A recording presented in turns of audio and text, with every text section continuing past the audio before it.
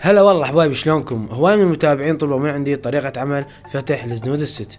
تأمروني أمر. أول ما نجي نعدل النشابة، نقلبها نعدلها، نطلع لها وجه مرتب يعني عدل.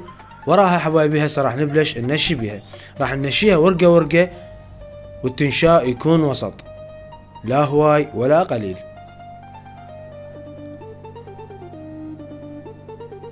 راح نستمر ننشي بيها لحد ما تخلص عندنا النشابة. وهاي آخر ورقة. هسه راح ننظف الميز حبايبي. هسه راح نفتح بالنشابة.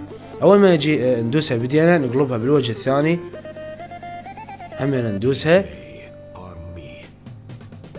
بعد ما نخلص الدوس بدينا، هسه راح نجيب الشيبك ونشيبكها، ننطيها كبر.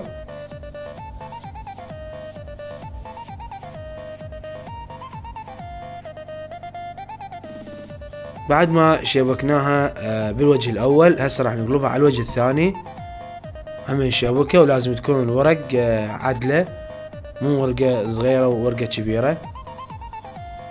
بالشيبك تعدلها. بعد ما خلصنا الشيبك، هسه راح نجيب النشابة لان كبرت عندنا شوية بالشيبك.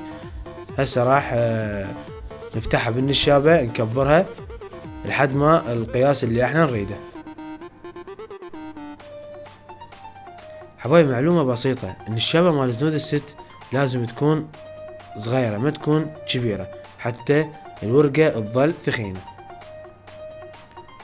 هسه هنا الكبر النشابة كلش حلو، بس قاعد نعدلها. هسه راح نقطع الحواف 4 اتجاهات، نقصها من النص ونتجه طريقة اللف.